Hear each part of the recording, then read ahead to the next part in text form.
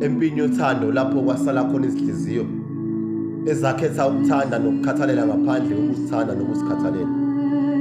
Namhlanje sisele dengwane engekho ozosinakekela. Kanti wena inhliziyo uhlulwa yini ukuzicabangela?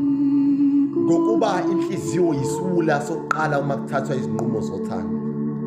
Ukubeka omunye umuntu ukuqala ngaphandle kokuzicabangela wena kuqala. Kuxabene ubende ingqondo ephithene ikhanda. Isikhathele lesi siwula esicashe ngesifuba.